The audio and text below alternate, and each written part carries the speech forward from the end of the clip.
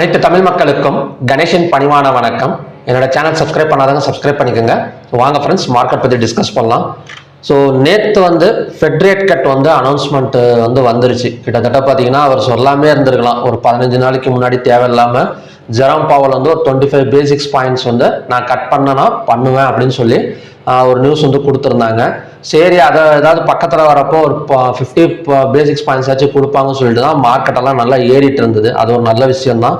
இருந்தாலுமே கூட என்ன நடந்திருக்கு அப்படின்னா, அவர் என்ன சொன்னாரோ அது மட்டும் தான் நடந்திருக்கு. 25 பேசிக்ஸ் பாயிண்ட் மட்டும்தான் கட் பண்ணியிருக்கிறாங்க. ஸோ இது பார்த்தீங்கன்னா எதிர்பார்த்தது மட்டும்தான் நடந்திருக்குதே தவிர அதை தாண்டி நடக்கலை. மார்னிங் கேப் அப் ஓப்பன், அதுக்கப்புறம் பார்த்தீங்கன்னா ஏதாவது கால் ஆப்ஷன் எல்லாம் வாங்கி வச்சிருந்தோம் அப்படின்னா நல்ல ஒரு growth கொடுத்துருக்கும். அதாவது 90 ரூபா 80 ரூபாயில சென்செக்ஸ் எல்லாம் வாங்கியிருந்தோம் அப்படின்னா ஒரு 160 ரூபா வரைக்கும் போயிருக்கும். ஸோ அது வரைக்கும் பரவாயில்ல.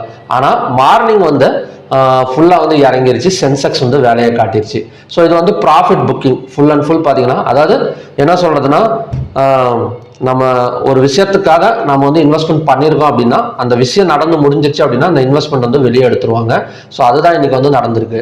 இது என்னங்க ப்ராஃபிட் புக்கிங் சொல்லிடுறீங்க, இதை எப்படி தான் கணிக்கிறது, ப்ரிடிக்ஷன் பண்ண முடியுமா அப்படின்னு கேட்டிங்கன்னா ரொம்ப கஷ்டம். ஏன்னா இதை நம்ம ஒத்துக்கிட்டு தான் ஆகணும். ப்ராஃபிட் புக்கிங்கை கணிக்கிறதுங்கிறது ரொம்ப ரொம்ப கஷ்டம். அது ரொம்ப துல்லியமாக தான் பார்த்துட்டு இருக்கணும். இப்போ நிறைய பேர் நேற்று கூட நியூஸ் எல்லாம் வந்திருந்தது. என்ன அப்படின்னா, எஃப்ஐஎஸ் எல்லாம் பார்த்தீங்கன்னா நேற்று 1124 கோடி ரூபாய் கேஷ்ல எடுத்திருக்கிறாங்க அப்படின்னு சொல்லியிருந்தாங்க. ஸோ இதனால ப்ராஃபிட் புக்கிங் நடந்திருக்கா அப்படின்னு நமக்கு தோணலாம். இல்லைன்னா பார்த்தீங்கன்னா இந்த மேக்ஸிமம் ப்ராஃபிட் புக்கிங் நடந்தது ஃபெட் ரேட் கட் அதே தான், என்ன எதிர்பார்த்தோமோ அது வந்திருக்கிறதுனால கொஞ்சம் பணத்தை வெளியே எடுத்திருக்காங்க. அதுதான் உண்மை. இதனால நடந்திருக்கா அப்படின்னு கேட்டீங்கன்னா கிடையாது. ஏன்னா 15 செப்டம்பரும் பார்த்தீங்கன்னா இதை விட அதிகமாக பணத்தை வெளியே எடுத்திருக்காங்க. பட் 15 செப்டம்பர் அந்த மாதிரி பெரிய அளவுலாம் கொஞ்சம் கீழே இறங்கி மேலே வரலையே. ஸோ அதனால ப்ராஃபிட் புக்கிங்கிறது நம்மளால அவ்வளோ சீக்கிரமா என்ன சொல்லியிருந்தோம்னா ஒரு ப்ரிடிக்ஷன் பண்ணிட முடியாது. ஓகேங்களா? ஏன்னா பணத்தை உடனே வெளியே எடுத்துருவாங்க. அதனால அந்த இடத்துல கண்டிப்பா கொஞ்சம் மார்க்கெட் கீழே இறங்கி தான் ஆகும். நாம ப்ரிடிக்ஷன் பண்றதுக்கு ஆப்போசிட்டா மார்க்கெட் போக ஆரம்பிச்சிடும்.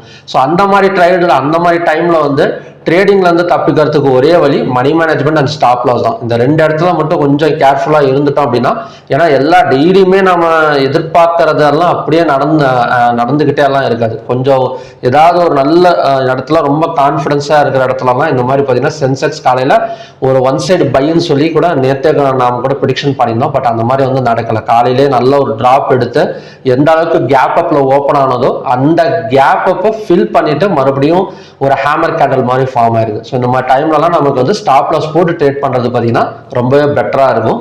ஸோ ப்ராஃபிட் புக்கிங் கணிக்க முடியுமான்னு கேட்டிங்கன்னா ரொம்ப ரேர்.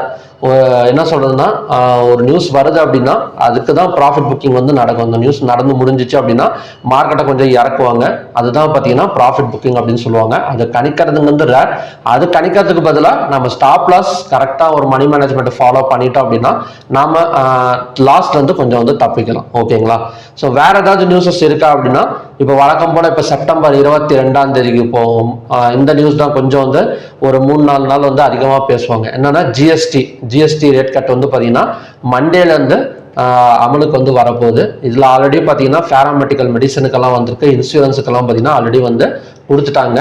இப்போ ஸ்டார்ட் பண்ணுங்க அப்படின்னா, பட் செப்டம்பர் 22ல இருந்து கண்டினியூஸா நமக்கு வரப்போகுது. ஸோ அந்த மாதிரி டைம்ல இப்போ பாசிட்டிவ் நியூஸ்லாம் இப்போதைக்கு மார்க்கெட்ல இருக்கிற ஒரு நல்ல ஒரு பாசிட்டிவ் நியூஸ்ங்கிறது அதுதான். செப்டம்பர் 22 மேபி நாளைக்கு அப்புறம் பார்த்தீங்கன்னா மண்டே, இந்த 2 நாள் இந்த நிஃப்டி இந்த கேப் ஃபில் பண்றதுக்கான சான்சஸ் இருக்கு. ஸோ இன்னைக்கு எப்படி மார்க்கெட் சப்போர்ட் எடுத்திருக்கு அப்படின்னா, ஒரு கேப் விழுந்து அந்த இடத்துல ஒரு சப்போர்ட் ஜோன் 25,346 ஒரு சப்போர்ட் எடுத்து ஒரு ஹேமர் கேண்டல் வாங்கி ஃபார்ம் ஆயிருக்கு. ஸோ இது கண்டினியூ ஆகுமா அப்படின்னு பார்க்கறதுக்கு முன்னாடி நம்ம ஓப்பன் இன்ட்ரெஸ்ட் டேட்டாஸ் கொஞ்சம் பார்த்துட்டு வந்துடலாம். ஓப்பன் இன்ட்ரெஸ்ட் டேட்டாஸ் எப்படி இருக்குது அப்படின்னா, கொஞ்சம் அந்த புட் ஆப்ஷனை பை பண்ணியிருக்கிற மாதிரி ஸ்டார்டிங்லேயே கூட இல்லைங்க. அவ்வளோவா பார்த்தீங்கன்னா நிஃப்டியில் எந்த ஒரு ஸ்கிரிப்டிலுமே பெரிய அளவில் புட் ஆப்ஷனை பை பண்ணியிருக்கிற மாதிரி எந்த ஒரு அறிகுறியுமே இல்லாமல் தான் கொஞ்சம் இறங்கியிருக்கு. பட் லாஸ்ட் வரைக்கும் எண்டிங்ல வரைக்கும் பார்த்தீங்கன்னா கால் ஆப்ஷனை பை பண்ணி புட் ஆப்ஷனை செல் பண்ணியிருக்கிற மாதிரி தான் எல்லாத்துலேயுமே பார்த்தீங்கன்னா ஓப்பன் இன்ட்ரெஸ்ட் டேட்டா வந்து கொடுத்துருக்காங்க. ரெண்டாவது NSC datas. So NSC datas எடுத்துக்கிட்டாலும் நமக்கு வந்து ஒரு ஸ்ட்ராங் பாசிட்டிவ் ஜோனில் தான் இருக்குது. அதாவது 3091 ஸ்டாக்ஸ் வந்து ட்ரேட் ஆயிருக்கு. அதில் 1530ங்கிறது பாசிட்டிவ், 1461ங்கிறது நெகட்டிவ், அன்சேஞ்சு வந்து 100. 52 வீக் ஹைல 73 ஸ்டாக்ஸும் 52 வீக் லோல 20 ஸ்டாக்ஸ் இருக்கு. கிட்டத்தட்ட இந்த 73 அதாவது ஓவரால் ஏதாச்சும் கொஞ்சம் வந்து நமக்கு வந்து ஈக்குவலா இருக்கணும். ஒரு 20 ஸ்டாக்ஸ், 30 ஸ்டாக்ஸ். ஸோ இந்த மாதிரி ஈக்குவலா இருந்தால் மட்டும்தான் கொஞ்சம் இன்னும் கொஞ்சம் நல்ல கரெக்ஷன் வந்து பெரிய அளவில் கொஞ்சம் ஃபாலிங் வந்து எதிர்பார்க்கலாமே தவிர இப்போதைக்கு மார்க்கெட் நின்றுட்டு இருக்கிறது ஒரு பாசிட்டிவ் ஜோன் தான். ஸோ மார்னிங்ல இறங்கியிருந்தா கூட செகண்ட் ஹாஃப்லலாம் பார்த்தீங்கன்னா கொஞ்சம் ரெக்கவரி தான் இருக்கு. செக்டார் வைஸ்லயாச்சும் ஏதாவது ஒரு பெரிய அளவில் அடி இருக்குதான்னு கேட்டிங்கன்னா ஆரம்பத்தில் கொஞ்சம் இறங்கின மாதிரி இருந்தாலும் பட் க்ளோசிங் எல்லாம் நல்ல க்ளோசிங் தான். இப்போ பேங்க் நிஃப்டி எல்லாம் பார்த்தீங்கன்னா 255 பாயிண்ட்ஸ் வந்து positive side closing. Finance, FMCG, health care, IT sector இதெல்லாம் பார்த்தீங்கன்னா தொடர்ந்து நமக்கு பாசிட்டிவ்ல தான் இருக்கு. அது மட்டும் இல்லாமல் இந்த ஜிஎஸ்டி கட் இருக்கிறதுனால கண்டிப்பாக நமக்கு bank Nifty, fin Nifty, FMCG sector, so இந்த செக்டார் எல்லாம் பார்த்தீங்கன்னா நல்ல ஒரு growth கொடுக்கறதுக்கான சான்சஸ் வந்து இருக்கு. ஹைவேட்டேஜ் ஸ்டாக்ஸ் பார்க்கலாம். ஹைவேட்டேஜ் ஸ்டாக்ஸ்ல ஸ்டேட் பேங்க் ஆஃப் இந்தியா நேற்று வந்து நல்ல ஒரு 3% வந்து growth கொடுத்துருந்தது. இன்னைக்கு வந்து அந்த ஒரு ஹைவேட்டேஜ் ஸ்டாக்ஸ் தவிர மற்றது எல்லாமே பார்த்தீங்கன்னா பாசிட்டிவ் க்ளோசிங் தான். டாப் கெய்னர்ஸ்னு எடுத்துக்கிட்டோம் அப்படின்னா Eternal, HDFC life, Sun Pharma, Cipla, Infosys, so இதெல்லாம் பார்த்தீங்கன்னா டாப் கெய்னர்ஸ். டாப் லூசர்ஸ்னு எடுத்துக்கிட்டோம் அப்படின்னா Coal India, Bajaj finance, Hindu Unilever, Reliance, Titan இதெல்லாம் பார்த்தீங்கன்னா டாப் லூசர்ஸ்.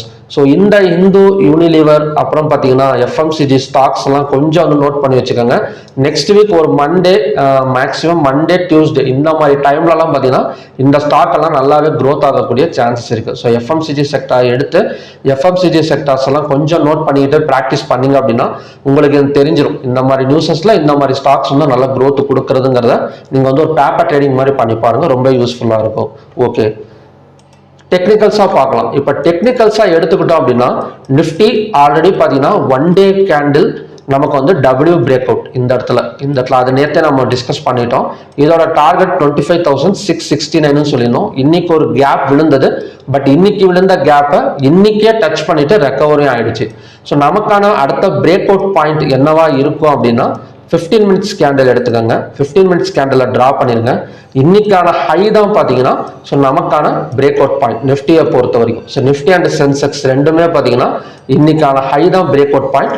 இந்த ஹையை பிரேக் அவுட் பண்ணிட்டு க்ளோஸ் ஆனால், அதாவது பார்த்தீங்கன்னா இந்த ஹையை பிரேக் அவுட் பண்ணிட்டு மார்க்கெட் வந்து ஓப்பன் வச்சது அப்படின்னா கண்டினியூஸாக பார்த்தீங்கன்னா பை போகிறதுக்கான சான்சஸ் இருக்கு. அந்த பை சாதாரணமாக இருக்காது, கொஞ்சம் ஒரு நல்ல பையாக தான் இருக்கும். 200 பாயிண்ட்ஸ் பக்கம் க்ரோத் கொடுக்குற மாதிரி தான் இருக்கும். சப்போஸ் இதுக்கு இன்பிட்வீன்ல ஓப்பன் ஆனது இல்லைன்னா இதுக்கு கீழெல்லாம் ஓப்பன் ஆனதுன்னா இந்த இடம் மறுபடியும் பார்த்தீங்கன்னா ஒரு டபுள் பாட்டம் சப்போர்ட்டாக எடுக்கிறதுக்கான சான்சஸ் இருக்கு. இந்த 25,346ங்கிறது ஸோ நெக்ஸ்ட் சப்போர்ட் ஜோன் நிஃப்டியை பொறுத்த வரைக்கும். ஸோ நம்ம இதை பிரேக் அவுட் பண்ணால் நல்ல ஒரு ஹை வந்து போகும். இல்லை அப்படின்னா சென்ட்ரலெல்லாம் ஓப்பன் ஆனது அப்படின்னா இந்த இடத்துல டபுள் பாட்டம் எடுத்துட்டு ஸோ மார்க்கெட் மறுபடியும் 25,448 வரைக்கும் வரதுக்கான சான்சஸ் இருக்கு. ஸோ நாளைக்கு கரெக்ஷன் எதிர்பார்க்கலாமா அப்படின்னு கேட்டிங்கன்னா டவுட் தான். ஏன்னா இன்னைக்கே நம்ம கொஞ்சம் கரெக்ஷன் கொஞ்சம் எடுத்து மறுபடியும் ரெக்கவரியும் ஆயிடுச்சு. அதனால் நாளைக்கு கொஞ்சம் ஃப்ரைடே அதாவது வீக்கெண்டுங்கிறனால ஒரு ஒன் சைடு பை மார்க்கெட் வந்து எதிர்பார்க்கலாம். மேபி வாலெட்டில் இருக்குமான்னு தெரியல, but one side buy market வந்து நான் எதிர்பார்க்குறேன். ஸோ நெக்ஸ்ட் வந்து சென்செக்ஸ். ஸோ சென்செக்ஸும் அதே மாதிரி தான் ஹையை பிரேக் அவுட் பண்ணால் நம்ம வந்து மறுபடியும் பை சைடு வந்து ஃபோக்கஸ் பண்ணிக்கலாம்.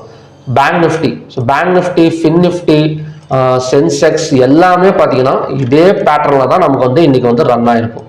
அதாவது மார்க்கெட் வந்து கேப் அப்ல ஓப்பன் ஆயிருக்கும். நான் ஒரு ஸ்கிரிப்டுக்கு சொல்லிக்கிறேன், நீங்க எல்லா ஸ்கிரிப்டுக்கும் வேணா டிரா பண்ணி வச்சுக்கோங்க. மார்க்கெட் வந்து இந்த இடத்துல பார்த்தீங்கன்னா கேப் அப் ஓப்பனிங், ஓகேங்களா? இந்த இடத்துல கேப் அப் ஓப்பனிங் நடந்திருக்கு. இந்த இடத்துல ப்ராஃபிட் புக்கிங் பண்ணிட்டு மறுபடியும் இந்த கேப் கரெக்டாக எந்த இடத்துல இருக்கோ அந்த இடத்துல சப்போர்ட் எடுத்துட்டு நமக்கு வந்து மார்க்கெட் வந்து மேலே வந்துட்டு இருக்கு. ஸோ இப்போ மேலே வர மார்க்கெட் ஒரே ரீசன் தான். ஃபர்ஸ்ட் வந்து நிஃப்டி எல்லாம் காலையில் நல்ல பர்ஃபார்மன்ஸ் கொடுத்தது அப்படின்னா நமக்கு வந்து ஒரு கேப் அப் ஓப்பன் ஆயிடும். ஸோ ஆல்ரெடி இதை பிரேக் அவுட் பண்ணிட்டு ஓப்பனால கண்டிப்பாக வந்து 200 பாயிண்ட்ஸ் பக்கம் மேலே வந்து ரீச் ஆகிடும். அப்படி இல்லை சென்டரில் ஓப்பன் ஆனால் அகைன் வந்து இந்த லோ 25,000 346ங்கிறது மறுபடியும் சப்போர்ட்டாக ஒர்க் எடுத்துட்டு மறுபடியும் மேலே வரதுக்கு தான் சான்சஸ் வந்து இருக்குது. ஸோ இந்த மாதிரி தான் பார்த்தீங்கன்னா நாளைக்கு வந்து சார்ட் வந்து ஒர்க் அவுட் ஆகும். இதுக்கு மட்டும் கிடையாது. இப்போ இது பார்த்தீங்கன்னா உங்களுக்கு இந்த மிட் கேப் நிஃப்டியில் இன்னைக்கே நடந்துருச்சு. இது மற்ற எந்த ஸ்கிரிப்ட்லையுமே நடந்திருக்காது. ஸோ இதே மாதிரி தாங்க நாளைக்கு வந்து நடக்கும். அதாவது மிட் கேப் நிஃப்டியில் இன்னைக்கு நடந்திருக்கு பார்த்தீங்களா.